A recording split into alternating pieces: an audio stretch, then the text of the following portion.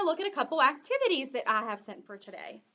The first one we just talked about a couple minutes ago, and we talked about how you were going to get a square, and a square has 1, 2, 3, 4 sides, and how many points? 1, 2, 3, 4 points. And anywhere you turn it, it should be exactly the same. So in our story, things kept happening to the square to make it not perfect. So one of the things that happened was it got ripped. So you can take your square if you want. You can rip it. Now you don't want to rip it into teeny tiny pieces or it's going to be really hard to do the next job. So I have these pieces here. And then I'm going to just rip that one more time. And you can use your scissors and cut if you want. Just remember when you're cutting, these 2 fingers slide in the bigger circle, the bigger oval, and then the smaller circle, your thumb goes in. And one of the tricks for this is you can put a smiley face on your thumb, and when you're cutting, you always want to see the smiley face. So I'm going to put my fingers in like this, just these 3, and then I'm going to open, close, open, close, open, close. Now I don't want to go upside down like this and put my fingers on top, my 2 up here, because I always want to make sure that my thumb, my 1 thumb right there, is in the top of the scissors. So I'm going to use my scissors and I'm going to do my very best, and I might even choose to cut. Open, closed, open, closed. And that's a tricky thing, and we're going to work more and more on cutting with scissors.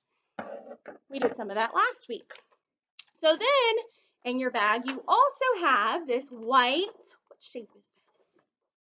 You said a rectangle. Kiss your brain. It's a rectangle. So you have this white rectangle. So now you're going to use your glue stick. Kenzie, will you get me a glue stick, please? So you're going to use your glue stick. I have a little helper with me today. Her name is Mackenzie, and she's going to go over and get me a glue stick because I forgot my glue stick. Sometimes we forget things. So she's getting that for me. While she is, I'm going to rearrange this on the paper, how I might decide to make a picture with it. So I might turn it into a slice of cheese. No, I don't want to be a slice of cheese. Let's see. Ooh, I know. And you do what you decide to do. Miss Bridget's just going to do one thing here. An idea. It could be a slice of cheese, or let's take my glue stick, and I'm taking the cap off, and I'm going to sit it down right in front of me so I don't lose it.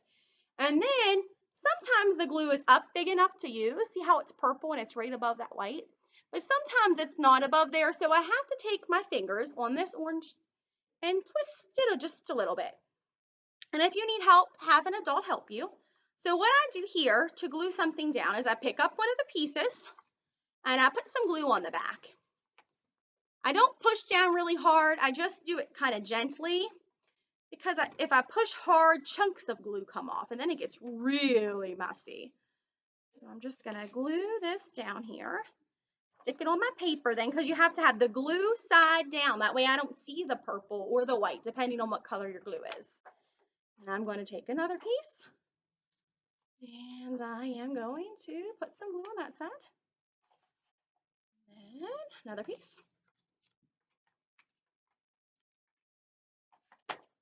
Okay, so then I just stick it on my paper.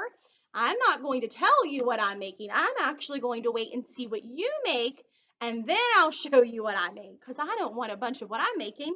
I want to see what you come up with. So you're going to make your very own, and I just gave you a little sneak peek of what mine's going to look like, but I'm turning it into a special picture. I'm just going to put a few more pieces down here. And you do need to make sure that you get the glue kind of all over the paper because if you just put it in a corner, it won't stay glued down to your page. So I'm almost finished, and then I'm going to sneak it off to the side. And then I have another activity for you today. Okay, this one done. Okay, I'm not telling what I made. Okay. So I'm going to put my lid back on my glue stick. and it snaps down. It made a sound, listen. And it clinks just like that. So that's our first activity. Our next one actually involves Play-Doh.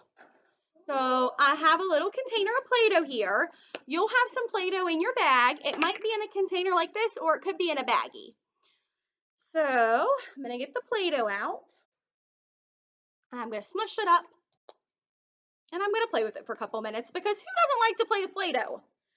So I'm gonna play with my Play-Doh and smush it, maybe make a twisty thing here, just to play. Take a few minutes, and if you want to pause the video and play with it for a couple minutes, you can. Okay, so then when you push play again, you'll be moving on with me. So I'm just gonna take a piece of the Play-Doh, and I'm going to use it to make shapes. You also have little shape mats, which are going to be used for Play-Doh mats. And there should be a plastic on top of them so that you can wipe them off gently when you're done, or have your family help you do that so that you can reuse these. So we're gonna look at the heart. So I'm going to use this to help me make a heart. So I might need to make it, just stretch it out just a little bit more.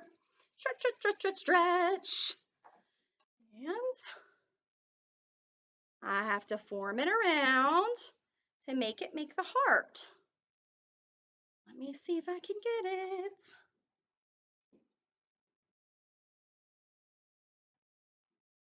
I think I did. And I have a heart. So you have a lot of shape cards to do this with. So you'll use a Play-Doh, and then you can take it off and you can get ready and play with the next one. So then you might have an oval. So we're gonna stretch it out and make the oval. And the oval is like a circle that has been stretched. So making an oval. Kind of looks like the number 0 too. 0, oval. So go ahead and you can use the Play-Doh to make the rest of your shapes with. And make sure to practice those with your family and tell them what your shapes are. Okay? And then when we're finished with the Play-Doh, this is so important because if you don't do this, your Play-Doh dries out and then you don't have Play-Doh anymore. That happens a lot at my house, and I don't want it to happen at yours. So I smush the Play-Doh back together so that it'll fit inside the container.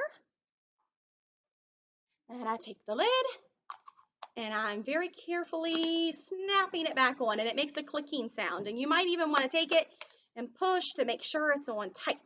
And your family might help you do that too. So you can always ask them to help. Okay, so I look forward to seeing your square creations, and I look forward to hearing about how you made your shapes with Play-Doh. If you guys have any questions, send me a message. Bye.